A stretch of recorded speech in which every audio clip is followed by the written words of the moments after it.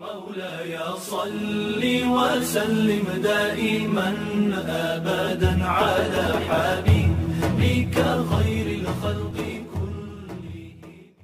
بسم اللہ الرحمن الرحیم.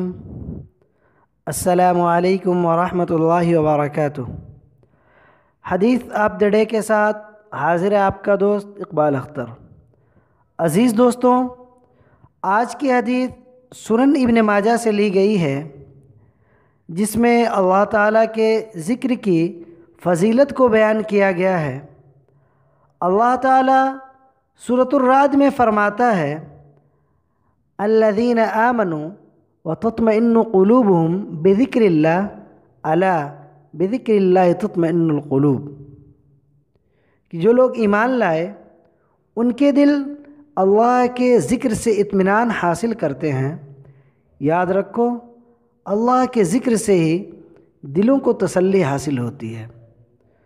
سنن ابن ماجہ کتاب الادب باب فضل الذکر حدیث نمبر 3790.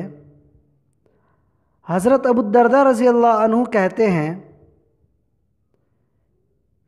کہ نبی اکرم صلی اللہ علیہ وسلم نے فرمایا: کیا میں تمہیں وہ عمل نہ بتاؤں جو تمہارے اعمال میں سب سے بہتر عمل ہو اور تمہارے مالک کو سب سے زیادہ محبوب ہو اور تمہارے درجات کو بلند کرتا ہو، اور تمہارے لیے سونا چاندی خرچ کرنے اور دشمن سے ایسی جنگ کرنے سے کہ تم ان کی گردنیں مارو اور وہ تمہاری گردنیں ماریں بہتر ہو؟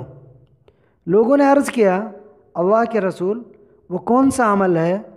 آپ صلی اللہ علیہ وسلم نے فرمایا: وہ اللہ کا ذکر ہے.